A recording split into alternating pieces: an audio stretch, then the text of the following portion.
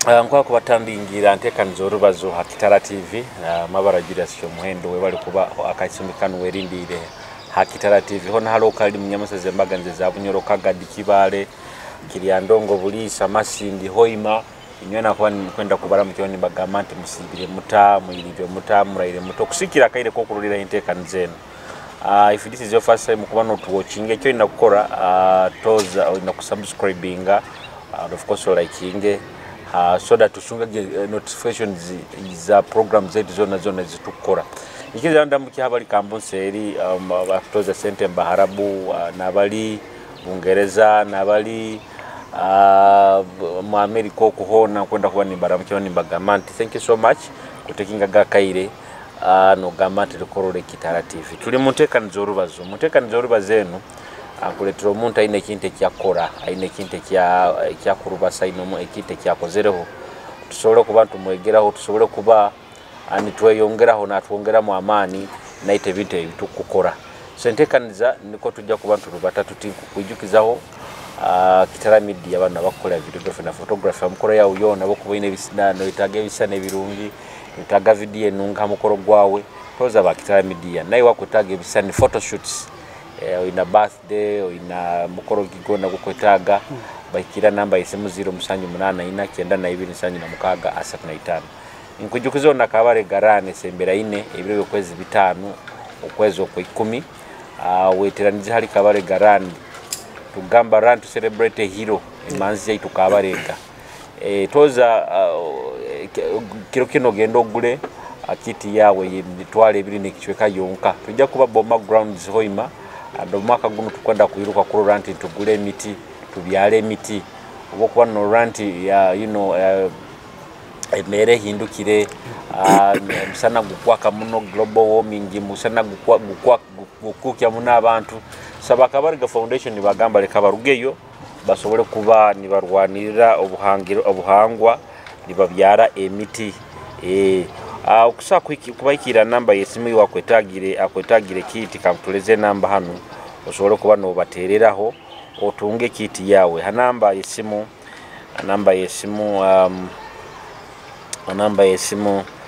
obokuba no gonza kiti kusa kubaterera namba yesimu 0 musanju mukaga ina kinana na 5 0 mukaga nsanju na 5 orundi 0200 kienda asat nemo kinana oja kuba no sora kuba no wetangira kiti yawo hamitwaro ebiri nekichweka orundi mungire kibanja kyabo www.kabaregaindependencerun.com soda kuba no tunga kiti yawe twebo biro kwezi bitanu Boma Grounds ukwezi kwa 10 tukutandika saha 12 nekichwekeza nyakyakara mpaka saa musanju nekichweka ezanya musanna itwiruka nyino mugenyi wange kiro kino mbungisize sekate ajja kuba natusoborora niwo nebikusinga ha okutangirira Kitala TV kali bubule sekate Wilfred ramuki aba kutondera Kitala TV webole muno Julius abalozi ba Kitala TV mabara ndi sekate Wilfred abakira banyeta engineer we byamaizi ka specifying byamaizi ego ndi muikazi wa Hoima akaro baketa kiesiga kya muchumba niho mpangalira my permanent resident there olinzaro yanka bakuzara muno Hoima ukajambu Hoima muno ukajambu ndi mwana nzaro ya Kagadi district then sub county bakyana Isoke akaro baketa kisengia omuntu wamanyire mugurusi bazitera file ogu isenkuru nyo bamweta sirisiri akaba muno mbintu byokufuze byabere muno cyamani ni haho nzarwa ati bazitera file nwazara isenyowe okay niwo gomuganyi wange sekate Wilfred ayiwa agonze byamaizi agonza muno engineer wa maizi kara ohulirize tujja kubantu nyumya munawo these days abantu bakwenda muno bya irrigation zebe bikibyo nakwenda tubibazeho bitakolinge tusobora kuba no bikengo kwetagisaki nayi wakwenda kubisoma ngambire kantoze sekatone bintu binabi tusoborole bikatandika bine bintu okabisoma ebyamaizi ndi professional akani ndi certified plumber sitakahikire kwika rugendo rwa amaizi omanyiro ino kuba osomero of course kenda hakiri oba osomereho kandi nyo kusoma okwange nkatandikira kusoma okwange nkatandikira Kagadi isomero liba kweta KPS abalimanyiri ba Kagadi parents nona yegeire primary baitu ntamalireyo abebizire mu hagati yaho mukaikuru yangenda then yakusasulaga kafizi yansasulaga kafizi actually mu P7 ntujja first time wa byachankana namu banki ozawo mukyaro katoyite isomero balieta Kahunde liri Kagadira mukyana isoke sub county niho na registeringire na my primary level then bomara primary level ngiri ngamire mukaikuru akabangenziro niwe ya sponsoringaga then hati dadi waye ize Muganda wa Mpiji yanyeta yayito mwijukuru so niho nagenzire kusomera secondary isomero balieta St Philip's Equatorio Mpija ikweta ya Uganda emakingiro Mpiji St Philip's Equatorio akaro baketa na Busanke niho nasomera senior 1 senior 2 senior 3 then nafuna omugisa muzeyi wange aina kampuni mugiya koleraga bagita Bwendero aba driver ba sombaga mulasi nibagiya Kenya say the Kenya TZ ati yakuwataga that route Masaka ni naturukam so kyanyanguhiraga muno kumwakisesinga najana ndaba Equator then ati ukaba mumanyiro amukesanga bwisa dadi tukemanya ndi muto mbinga bakale nkuziro umuntu no bazo kuziro yegero classes ati nyo kumanya na dadi wange nkamumanyera nkabangenziro mukyaro mama akabasindikiro mukyaro kugamba omwana nyikara nabo itu bamusabire kagenda ku muliro haba muzara nikugenda mukyarira nkabandi yawo nkarura bojo bato bayi bakyali bato ni bayiruka 10 ni bagamba baba izire nanyo nintandika baba izire bankamba asekato dadi in such a funny way nikuna manyire nti on dadi wanga witu wakabali mu bomezi ngiri ukamanyi families at times they split and manza iyo ukaba muno mu side ya kaba muno mu side ya mama at first ati kuruga kutandikira hano mu secondary genda haigu it was my father's side more of my father's side yeah tubeire ati muzeyi mubwiro nka ati tugamba ndi musenior 3 muzeyi ubwiro niwe ninja ku registeringa biki okomere mu masomero biki ebyo ati kandi kikuwe unyisa nali mu Baganda oruganda nkatandika kurubaza ndi mu senior 1 baitu mu senior 3 ninyo ngaba omuha basatu abakiraga mu class Ruganda okaika norukora so musomero baza kimukandi mu spelling hano yes kurubaza nikaijamo akomuka of course baitu hano ha written alla ndi mubi muno ati nihango kwekaguza muzeire mbwe ntwale subject kinaki ndi muzeyi bumugamba nkira kora Ruganda yangamba ati ni watakwenda orukole no watakwenda ndukole kali na raktikina ngira wenka muzeyi na raktikina kirantwara ni how to deciding actually na rugwe no kurugwenga rugwe mu senior 3 mazire senior 3 senior 4 ni bonkiura Kagadi obato ogaruka Kagado inase okutandikira iro otungiro okutandikira urundi nka isomero okutandikira hajja kuherera actually akaba muzeyi ati muzeyi niho yatahiremo muzeyi wenyine yaho niho yatahiremo namusobura namulira actually niyo ampe na transport yansaki kanko omuntu kale akubeka na idea ya igamba abiri birike biki hati isa nanka kugamba nti omwana wawe bajja ku owninga kule then atingira wenko muzeyi yakibarabaramu then nagenda Kagadi isomero liri Kagadi Academy era abana ba Kagada ba obibange nkaija yali first time senior 4 Kagadi Academy nikaba isomero lyama nitire eryazedi ya ono yamani ya sazi nukachekamu era actually ensonga abo akiri acheke ame tinja gama nti kali nandi bangi manyiro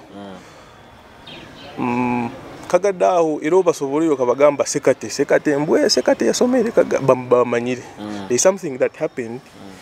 butwali ntujja kumaliriza course nanka yetu senior 4 tukole bigezo tuli isomero nka tukala tuli boarding it was one day tukole bigezo actually ati ngeri ugamba nti kumaliriza ebye nijika kurungi it was twantuja kukora nyenkya tukole history ati ngeri omanyire abaana abamuyitwe aro subject zoba nokora aro izindi izanga ati nka science ezo nyoza nchangaga physics ibintu biri mu kubarabara muno munebi chemistry biology akaba mugo kubara ninyiruka wiruka ningenda byantwara gakubi muno hati byali bihoyire hati then tujja kukora history nyinke niyo ninsinga kukora history CRE geography hati it was a prep time bino mga mu kusoma mwe tuikalire mu classes kwa kana tukusoma bagaye ba senior fours are needed in class mbwe obo omusomesa wa history izire nko kutu twakareji bojo soma ya kutu briefing amunko muntu kutuha amani mutapapa biki ebyo tuija twali mu classes ezindi abandi tusomera hano mu classes ezindi tuija tuikara mu class kakada akadema tibu tuikara umusajja tulira 20 minutes atugamba kale mu kyole mugenda mu musomera mu resume no kusoma ati aroho ba student teachers abayijaga obwiro bwa mazire campus bamuha kuwageze sama kujuko musomesa ogonye biro ibali ya ebitu yasomesaga computer ati gayo wawuli weija tinibu ba supervising ga prep singira babagana timetable zabo ati nkaba ninturuka mu ntiko gena mu class nhebita byango either yole kuno basomere kuli hambe gaya kaija ne kiti go back and sit no ekyo kitakabayiro akasoka kuja tugamba you sit down no one is moving out musobora mugamba no have been revising from the other class kangenta bale bitabo byanga no one is getting out ati Julius Baramu ka physics muzeyi subject niyo kusinga kukora gaya gambiro tarubata ati mbawe nkabujo cyari soko beyinga kiyore nyikara arabe dakika nka 10 ngamba bito musejo ngiri ya rubasaro basirimo ali handi kanyi kwengenye hibita byanga speed nkiyore mu class mbe ni soma watu okabikali mu class otenda kitabu cyo kusoma ati juka batuwesirege batuwesirege batugambe chance ngenda kutabali nko kiyali gayi nkaba ninturuka monti neija nasanga yali bad timing ajya nanchumite kiti hano cyo nengo je kiyarungu lekize nengo je kiyaro student teacher baro aba bano rugizigezo bamanyine ingeri baba ibintu kandi byeyira gayi kinigi kingi nanyo ni muyora nimukyoza mu compound hali tukarwana urutaro rukabaruwa amani nabana nibeje nibansangaho nawe nibamongereza actually tinkafunaga na mugisa uko kumusaba kiganyiro kimayi program eno ya wewe ndo kumuroka kangao kumurora hati ngongera na murorao baitu nkamurora from a distance bihoyira actually biro bwire nyizire naho imo bwiro ntandikire kukora ngabankyo iri yo for some holiday funira ka holiday muri muko nkibire nibona mu bwine bangamba no kwegesaka ku rugamu hati kyora yo hari eyo incident bwebao director ija isomero na chankari that very night director ija gozedi gobino baza ayijeje na police ngiri kumanyira abana bikarakasize bikia kaso akaseija biki batukwata aho batu weta bateka mu class batuhoze sabiki tubasobora batugamba tugeto biyame nyenke bakeza asembo sahezo actually yali mukichweka the next day niyo yabaire nanka obuninja kukora history nibatukeza sahege sejana rolling out director na actually na HM tabiri mu director na rolling out manya byao bano abana beinenge sombi ye na tugamba they are going to be punished ati kyanyambire I was the head akoni nyo atandikira utaka beto kyanyambire some other kids abana ba brother wa director nabo bakaba banywani babo bali bakaba mwindi abayizire bas aho nikyo kyonka kyantasize yes batora police nkabana era batusi mwamaye na atera baino buntu bwabo bugenda obwigo bwiruko ba bujubu abo itanu baitu itanu wagiba mu 10 kai ni batusiga kiboka aho ni bagamba buli nyenkyakara manya actually director akabagambire buli kugenda kora paper tugende n'abasirikali tukagenda hapa akatusendekeza omusirikale twakole yo pepa yahuwa twakole ya ruwebe gati then nyenke ndo batugamba mbwe nyenke murejera mu byo mutabara omusirikale hati psychologically kitako affecting chikanef eki kintu kiri one of the biggest things or bad things ekyakambaho chikana affecting muno kwa mkama ya nyamba along the way kino kyogenda no musirikale isomero kikahuwa kachikole mirundi ebiri nkwijuka bwayiko wiri no kera police no sayinga mu kitabu no genda isomero nabo kale na pressure ho iro ndi nanka akakora kinu ebi akwa ni new year the head bagambaga nanka akarwana na master baitata abana bulinga abana besomero bamanyire tibabagaho nibakwayisanizo ni wamani muno bakole ibara ubirikiwe yes of course abantu bamanyire mpuyo gusekate akakatujuna yes karo musaijo ya ngeri ito kale tusakieta kuturugunya baitu kandi nasanga nakora umulimo gwa yatereire kale ito ntukirango kuturugunya ko ni wakutera kiboko ukozira umusango tagumanyira obo akusangire mu staff bano bakusanga mu staff mbweyo yo stubborn ni wokuruho muno mbweyo such ati au nkabayinga some favor actually from the students kyanyamba like kanyamba mukama yanyamba nakora paper adena at the final paper arohe yandiriremo mbwe bora kamara pepe kusemba yo petap bakusiku bijuke kaba art ogwo mwaka nigo ba introducing ile art practicals twali mu paper bino bibagamba anti pens down stand up iyo manyire bukwa no kyayimira ni bagende bakusiba bamazi collecting paper njya kubanki aturuka mu hali ni bankuwata nabibarabara era pepe yo actually nakoraga art bitu nkafuna musanjo habwekyo nkamara paper bagamba pens down stand up epeni manyabiki mukebe nkabirika nkaraba mu mulyango gwenyuma gwahoro baitu gyo kibazi bakabakulizira kusiba kandi kikabo inyu uli akampa magazi yangamba niko kikabo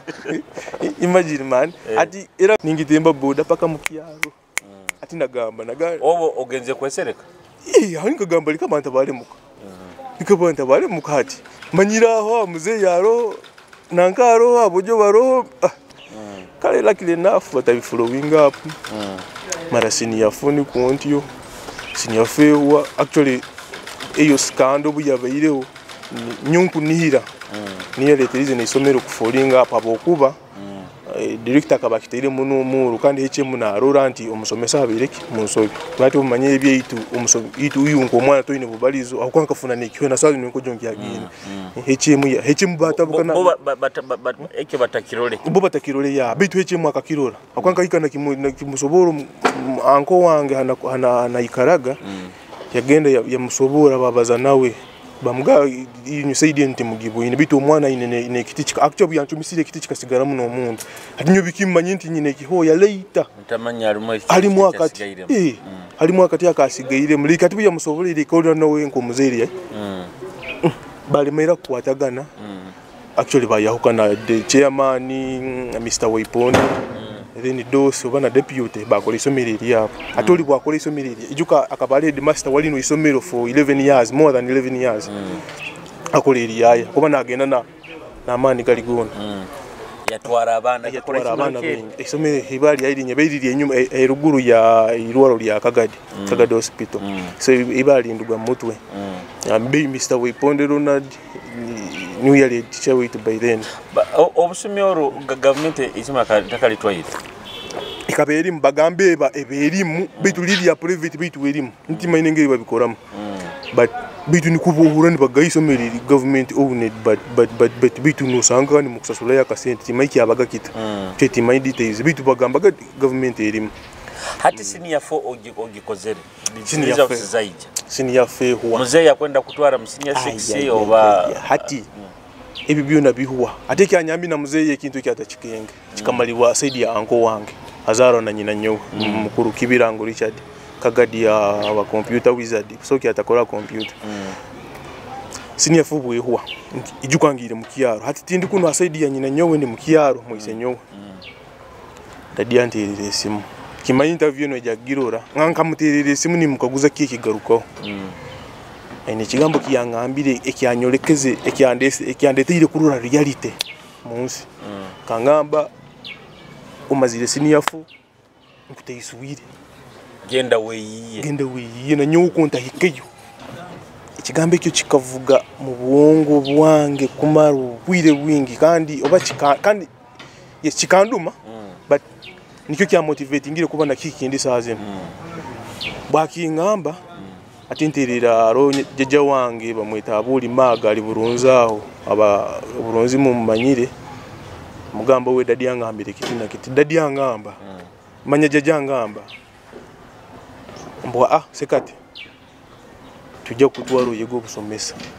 imagine ndi musomesa manyamba ndi mu nkomo yanga wa primary baitu hati iwo bwaga no somo kabaina kiroto warotaga no gankwenda ati kansome nkwenda kuba kino leo bimanyire yiye kikubanza aba pilot okuboli munyonyi novuga beikani tokaroraga na nyonyi obikenga man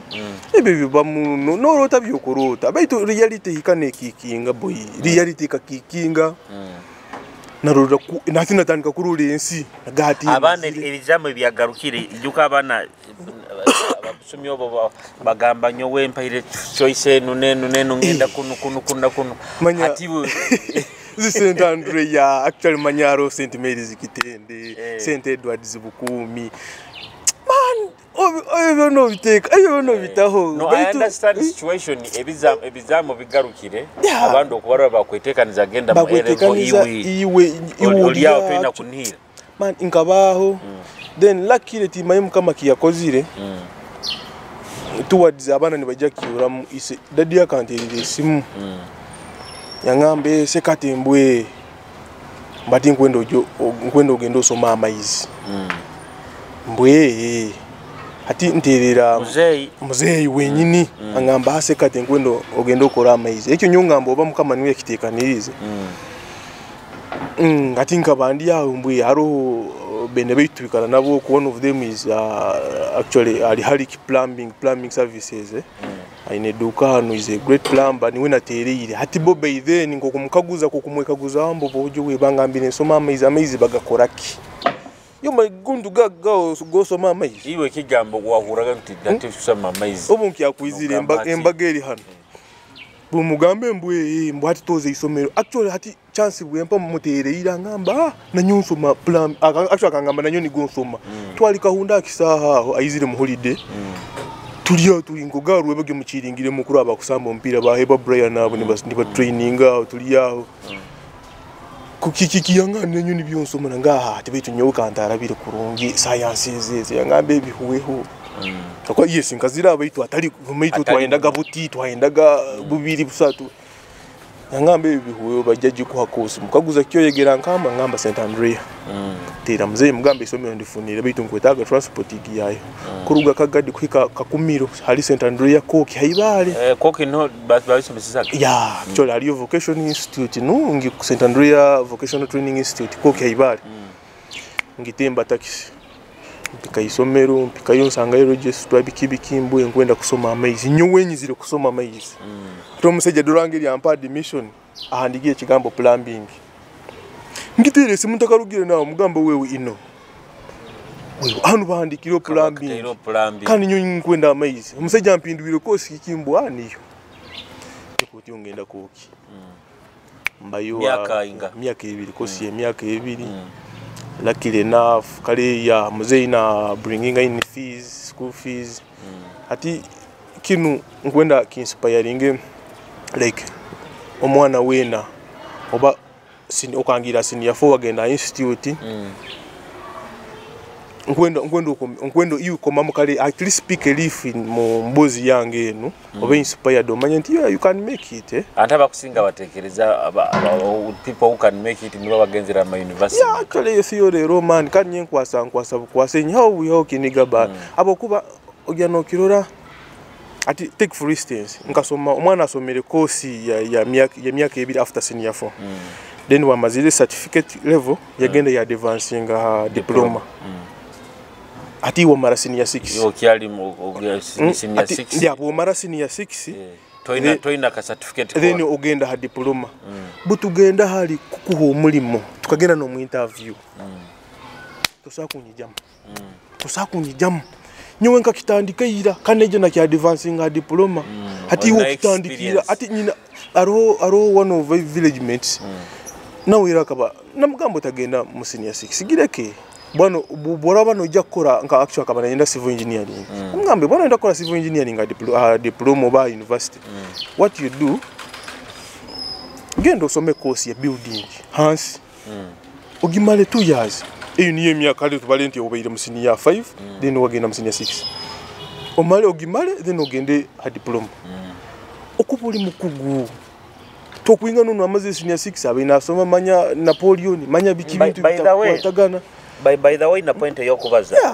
these companies ezikusinga biro binu zikwenda ku employing abana barugire kuno hansi actually they are employing more abana batandikire mu vocation okusinga aba university niko chikali abo kubohika hali ohika hamulimo oine to bring in work ati nibo you were just fresh from the university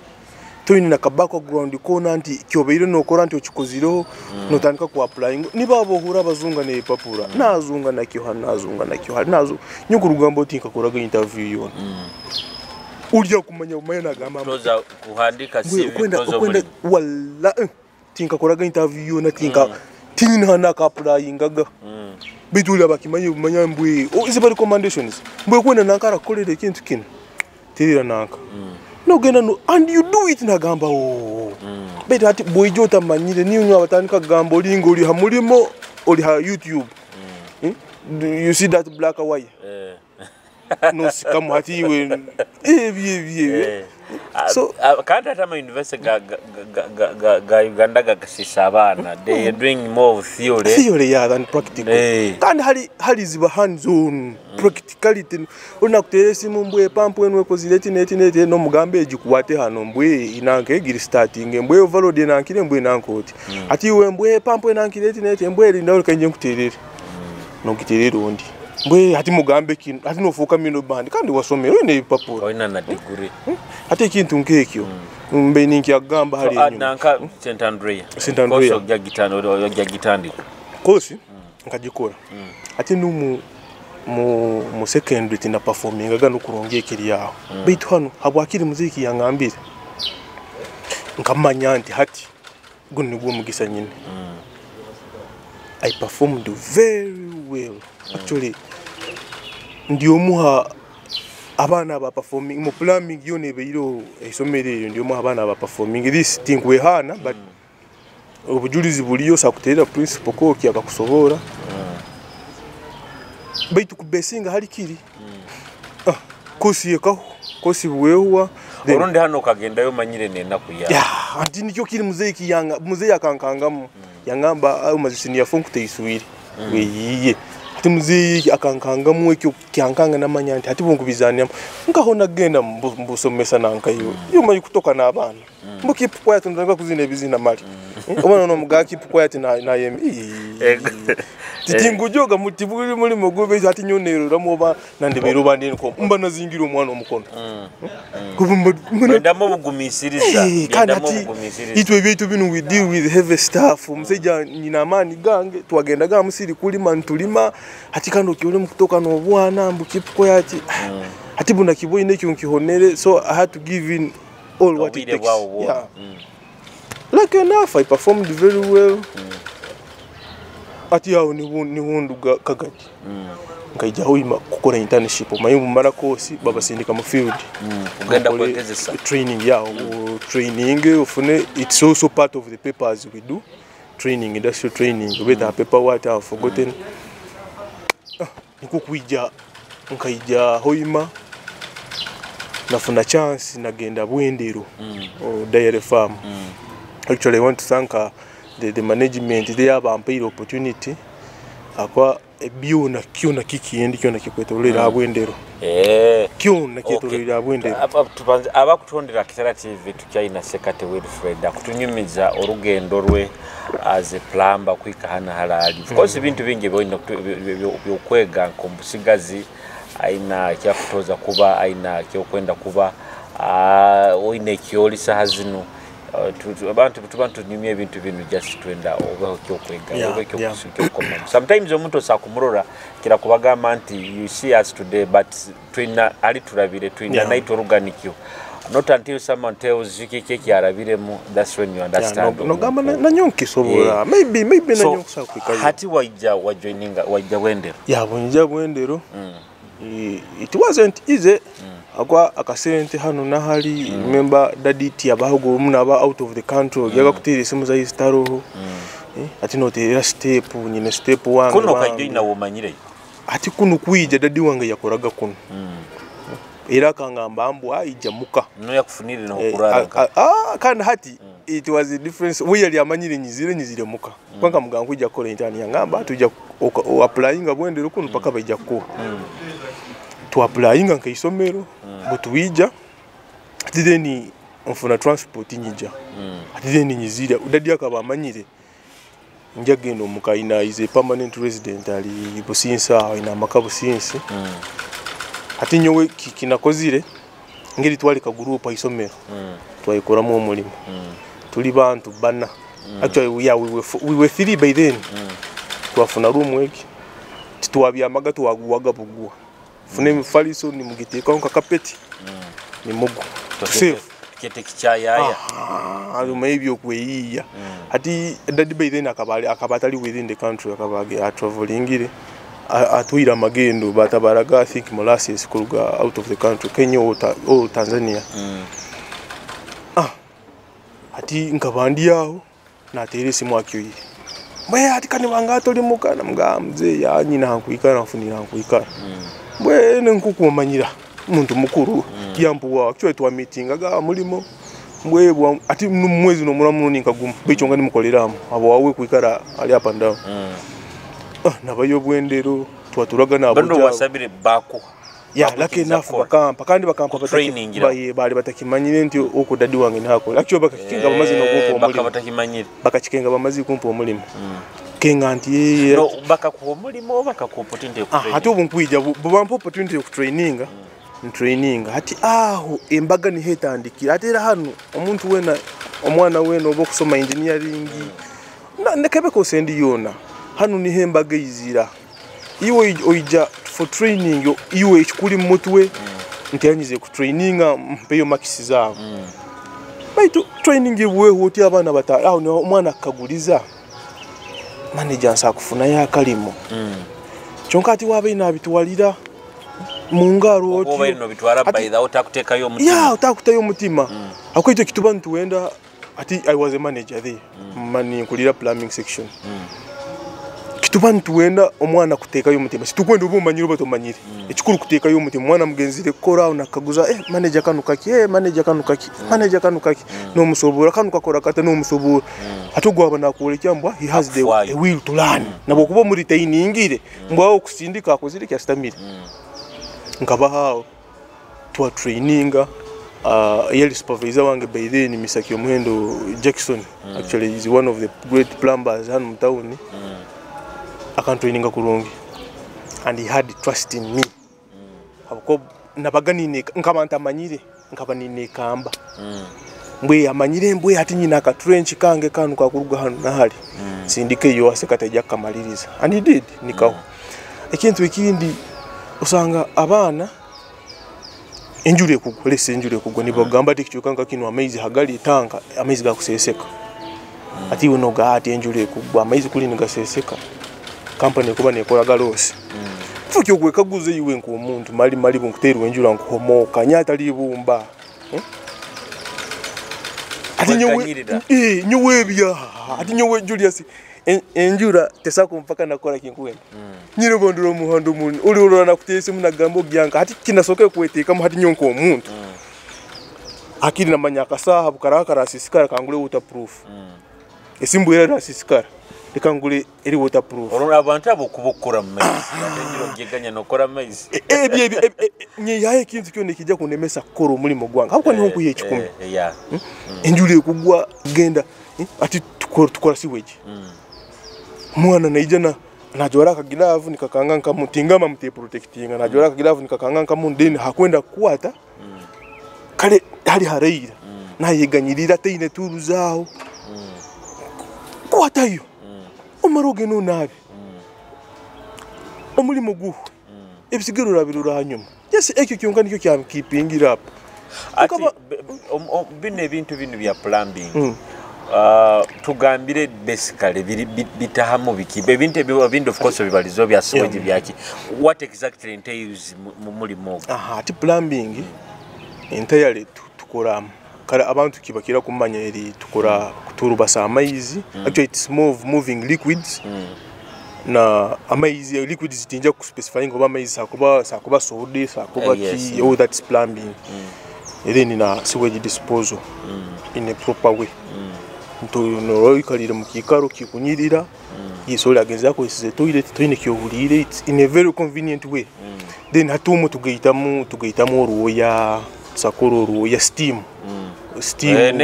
that's still that's plumbing is two way deal tukoyiti specifying abajungu bakira ku specifying ko kunti tukine na specifying na ganyo nja koraga drainage yonka ondi akolege biti twatito tugezaho geita and chikanyamba muno bunali bumbeire bwendero it's a factory it's a spirit factory actually ali na sugar factory eri weide ine mu bintu bingi tukora tugaita domestic tugaita factory work no ati mu factory work there is a variety ko kozire haruo ya kozira steam kozira haki amafuta imagine amafuta you know within there it's a big company chia kianyamba then tukora in water harvesting you need that's plumbing to planning at irrigation that's all plumbing into planning irrigation I think season zihindukire ngiro kibalize yoga mu kalitango kukubyala emiti mu eri kabale garani ati ingeri season zihindukire bokuba kandi bokubora gobora mu kulima kwitu kuno kubaine kulima akiri olime off season wamanya nti abantu baba nenyanya ati uzi kuba nizihuwa mwino bya no sesera na amaizi ati bako batazine ibozine ati ni bukora akasente bebo gamba genda jumura nkabandi usanga natunde nyanya zo rukomike na kwa kavya ka black so hati tuwa no twiziramu then we can plan for planning ira irrigation system tukolera iziba maziba gobiki ebyo either you need a shallow well depending on your capacity gana go kwaigemi na kandi bine bya borehole kwaigama boreholes ya drilling ya that you could drilling if you want we do that for you actually to because there is a project we have been working on actually it's kiali tekahoire bitu its own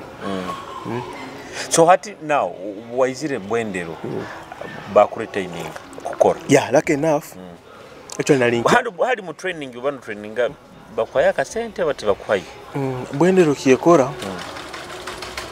tekwa sente back then hanaizire batwaga transport they used to transport us but hemotoka zabaga stages za company covid niyo bisisire then kiaruga heki bakwijanja company kwijanja boru iroli trainee boruwara this main what first aid zibiki bakwijanja then bamara kwijanja but then bakwa certificate kiri certifying mbokozere night supervisor wa ya kozire night bwendero yonka ibara nika okozire night we mo search and search a course for this and this time niba ku certifying then bwabaro opportunities kind of be good enough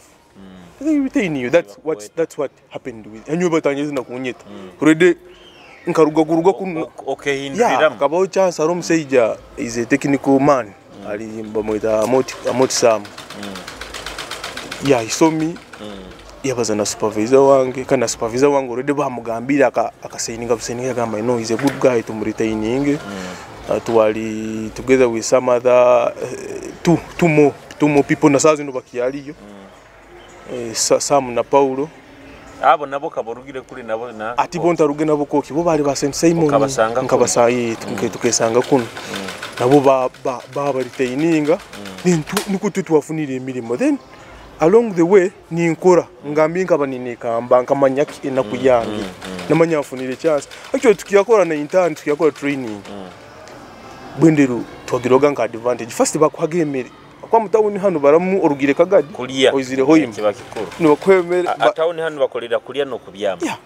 ati bwendero ne kwa breakfast ni kya katwanywa agachayi na kacheri muri akaposho samusanju even twine na evening iti boy bwendero yeko nibatuha amandazi yes amandazi gahika gawa batwa ni bakwe muhogo nakasera then rwebogini like hati twe cyo twasingaga no kwenda kana ati ebi aba technician obimanyiri kusiga obusiga ntulia ne kikatuyamba mu actually actually kiyambire mu nabantu era management ya bwendero big up on yourself, give your flowers mu kyaro bakora kintu kyamani then watandika kora nabo natandika officially natandika kora nabo ndi mukozi then a few months later yali mukama wange assistant waye bakafunamo obutakengangana na company no like we kigamba ati nyoni nyo supervisor ati oli assistant wange twali makoragana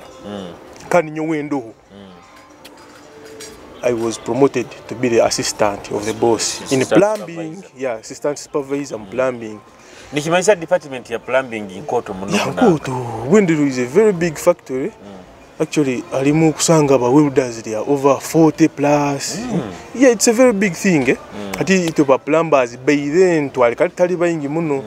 Twali around 5 or 6. But ati nyowe na bankuza na gwera. Then nibo haija opportunity ba directors bakora hoteli akabaguzire itaka naenda kungira akagura enju naenda gifura hoteli gimuhura HB hotel Muhoima Buffalo hotel then he called my boss ko Mr Jackson kyo muhendo ya mugamba usakumfunira yo mwana arabahoga akakole bya plumbing side actually nyoba kandeta kora kali maintenance mbwara abaho akole maintenance akabaguzire enju ehoyire bitu naenda just renovation into ito atindi benda mbeho kale actually akamugama kwenda yo mwana arabaho ga hotel kandi ati of course ninyo ali first choice yali ero by then nibonta andika ate ubwenenge ni foka double agent tandika kutera bwendero na HB nkachikora for I think some months then atogo mukama wange Jackson again resigning afunire some other opportunities resigning and I was wabaire wasigaire mukika baina hakabolu tarao nibo twali tukizire mwaka nkagumukozire mwaka gumba kukwasa department actually teria ekikaro kimu in factory in hotel rutaro rukaba ngamba nyonku yiruko muri munguteyisa no gutina mulimo umuntu okutina omwaka gumu ko zero in experience omwaka gumu tagutina abandi kabaranka opportunity ati okuba kubihanikiriza bobo talishona kiyokwa nicyo ngamba omwana ati hakiri bosomere courses zaitu zino fwayo yegeba iraba yega o mastering kikyo inekora ati niyo fiya ginali nyine baitu Julius ikintu kyo kyabayiro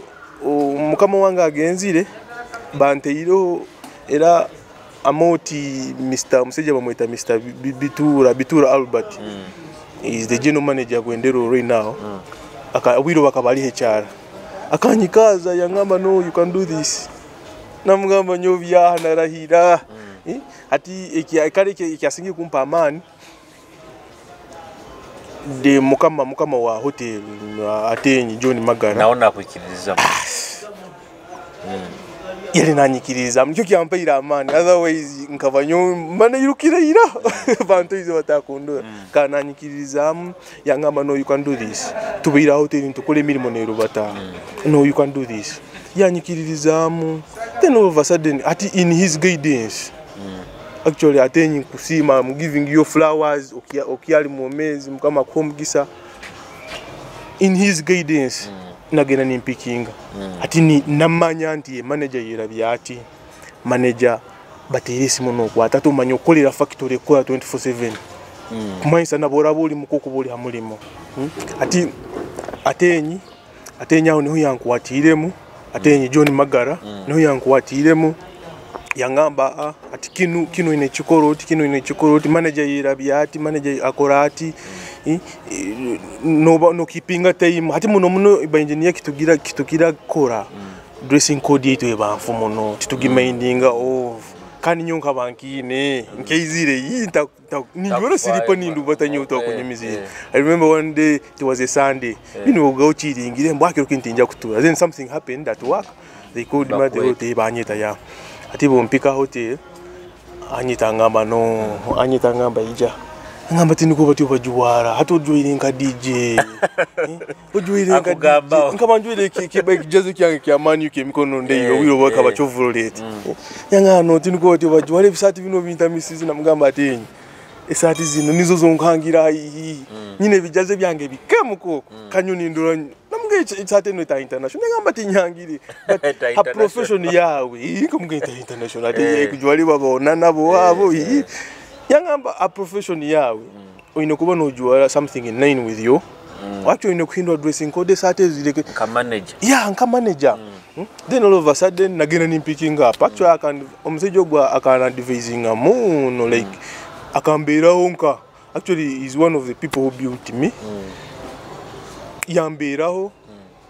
nagena nimpikinga hati na bwendero even the other directors bagenda ni ba management dikani nanyo ninkole emilimo yabo tukuligamba nti oba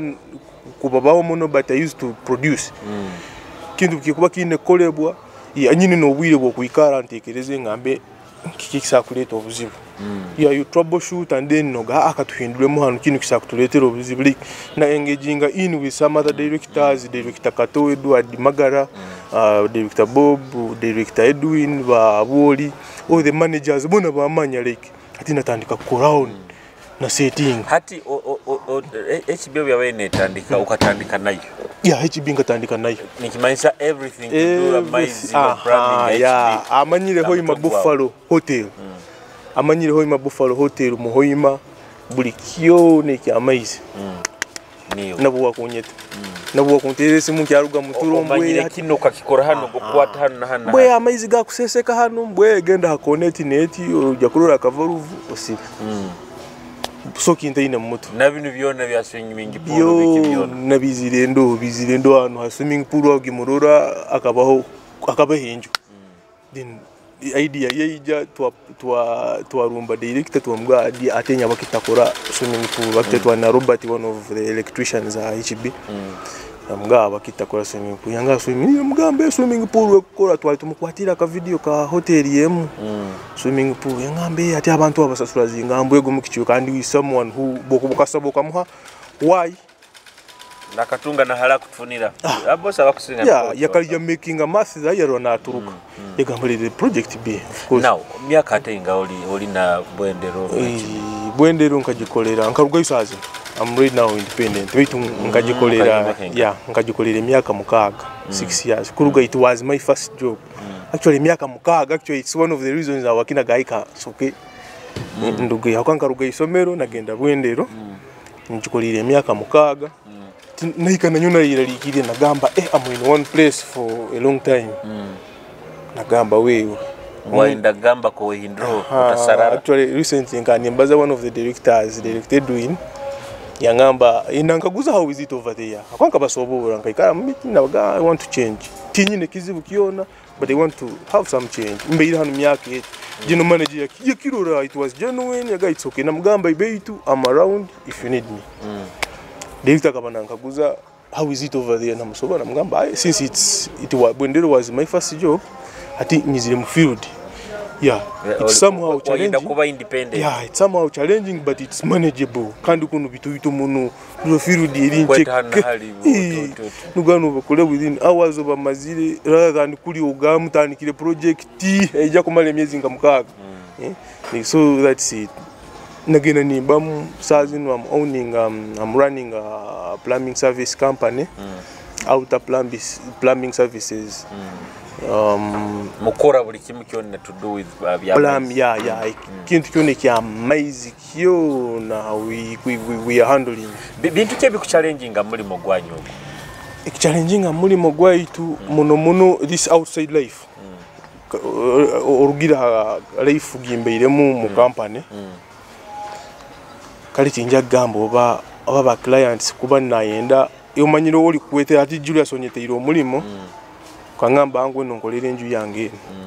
ati nka quotingira quotation then ati okagamba sente nyingi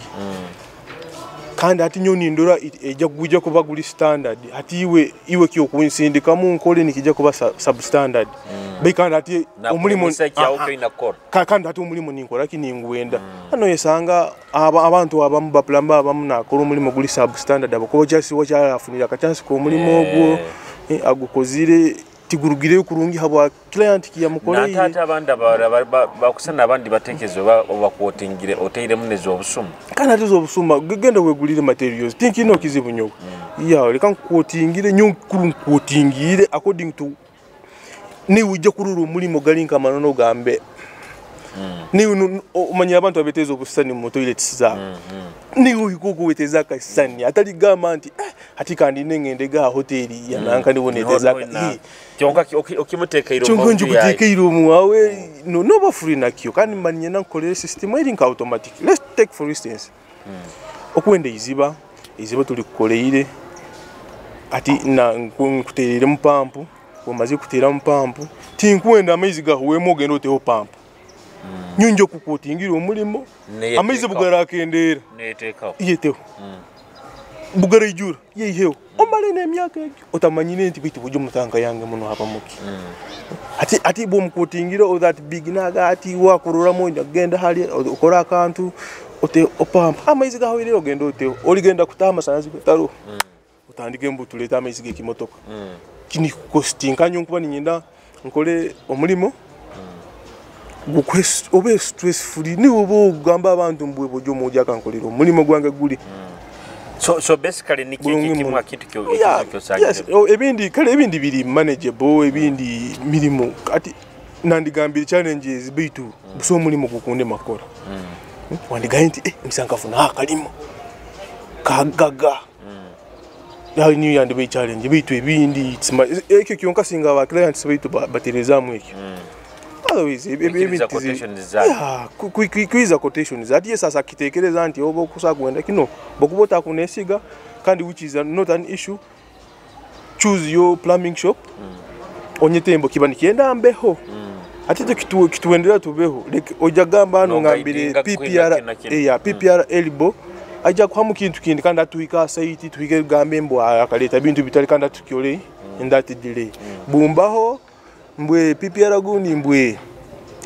gundi mbwe timbwe varuvumbwe hati iwo bokuba no do you think it finally kini nikyo wali meant kuba nti hati you are settled? Yeah, actually nkakipostinga enyuma nagamba nkakipostinga nagamba bujunyu no muiguru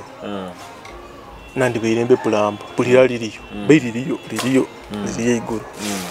bino muiguru nandi beirembe pulamba obambe pulamba wa ruhango baba malaika habukwa I have gained now nomba ininyi yeah, I've gained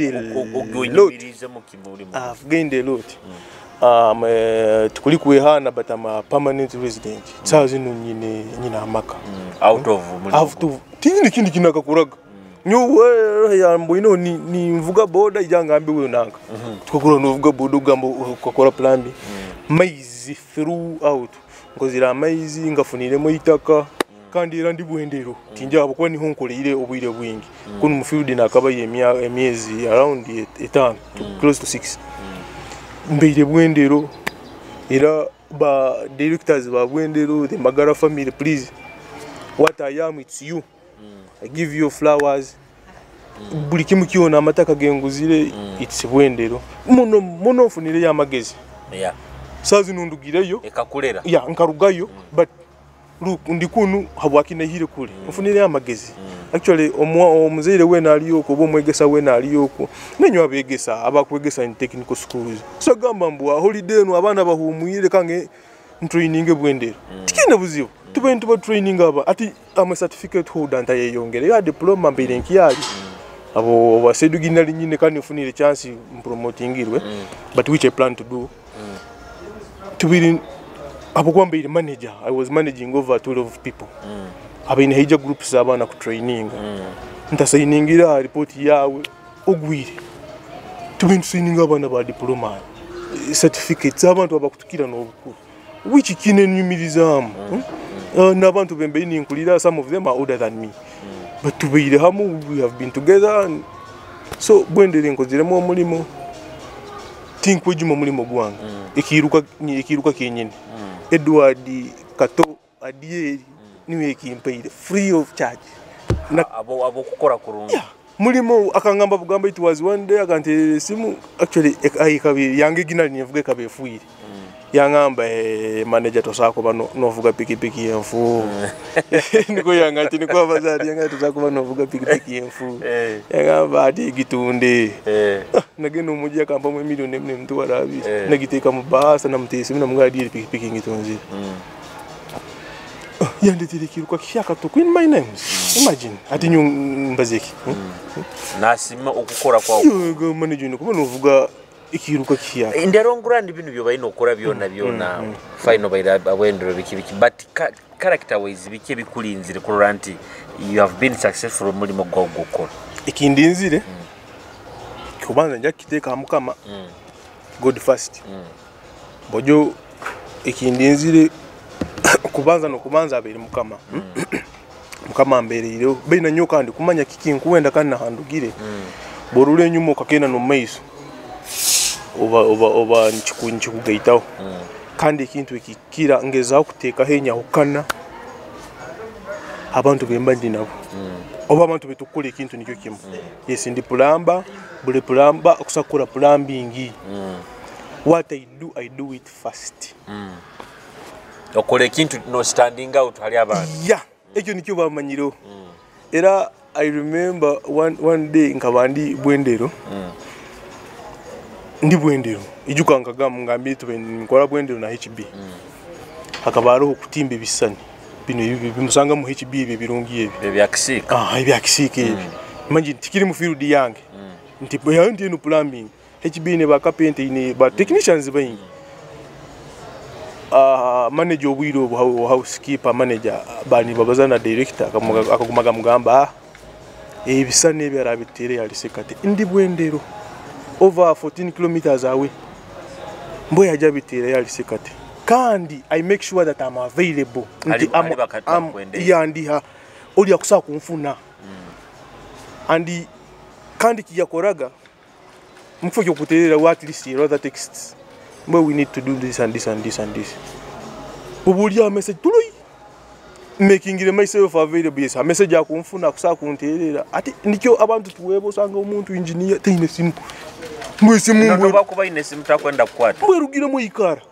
Oje okiabuta nesimu ye ikara bojo guno mulembe obusimu ubwiziro bu smartphone akakiri mbuye nkatire munzo wa misa kenyigire karuga mu ikara like ekyo nikikutanishinga I made myself available nkaba nyine speed actually nyine speed tikuliga nti nkaba nyine speed nyine speed and I make sure that omulimo gumazire kora njya kusoka ngutunuri ntakateriye mugayiga nti muzeyi mazire soke ngutunuri nga malisinga kuri guhange nkusaka kwesasura nkusaka kusasura omuntu akokozire bunkarwara ako kupolishinga ninka polishinga then bukahuwa nibundi mteyo mugega ni mgawe mazire one client inkeizire akampenjuza ye kibati yao injuza litano kuziteka mama is paperwork na drainage I did the work in one day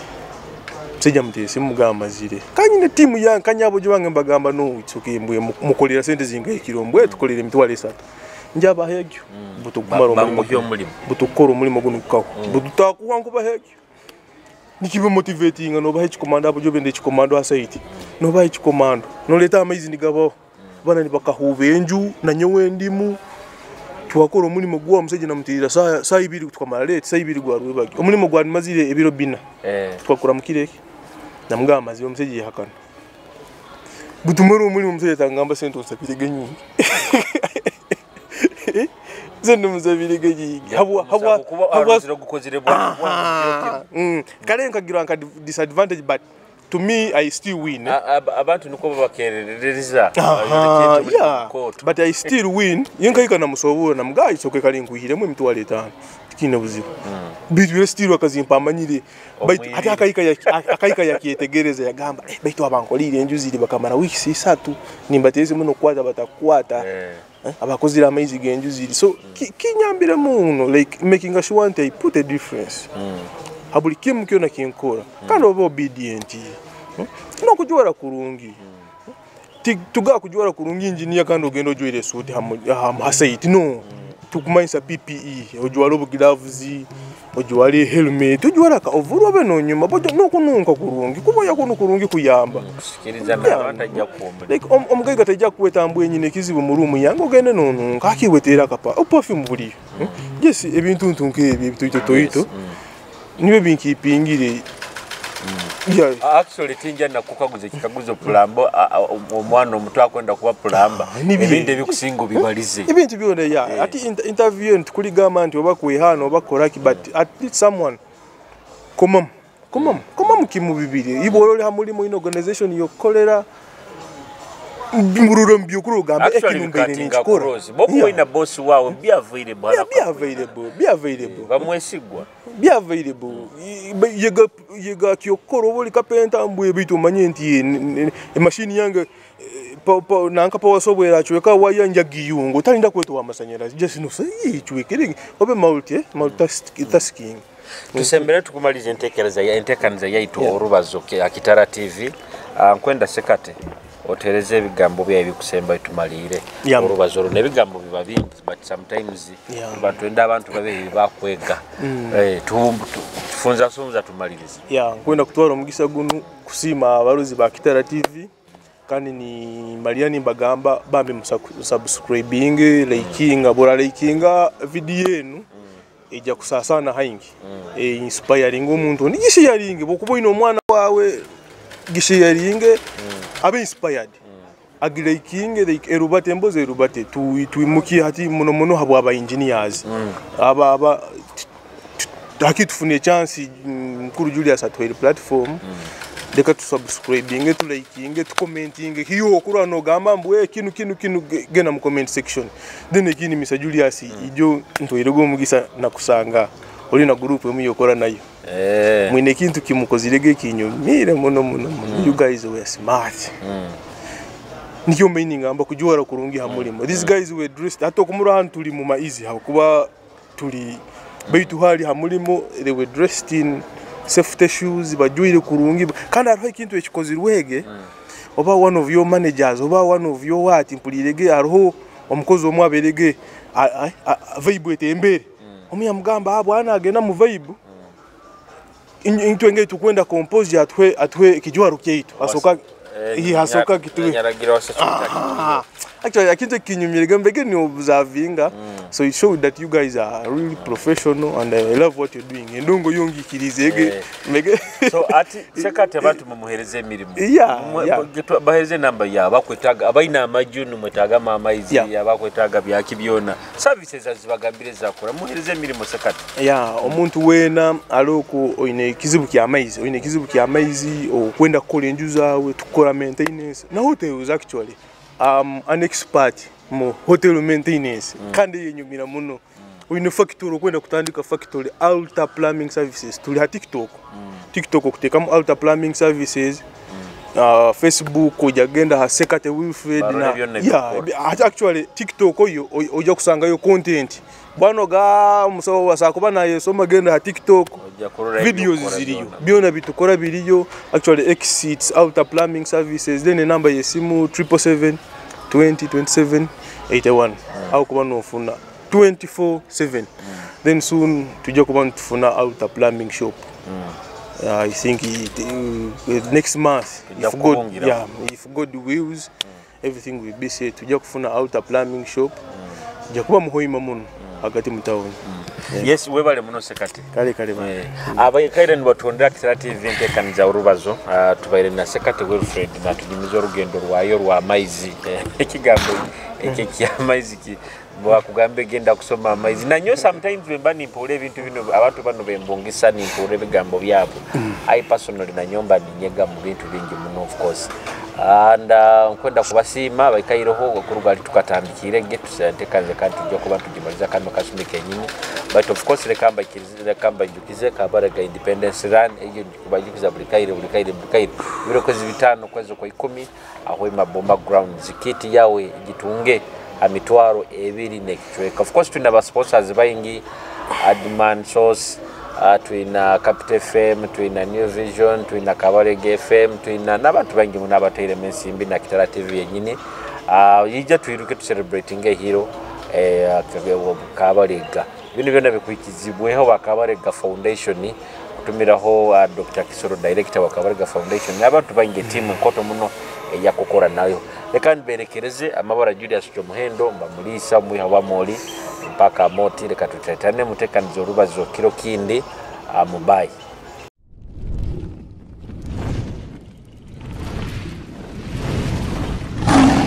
Kitara TV kwegesa kumanyisa.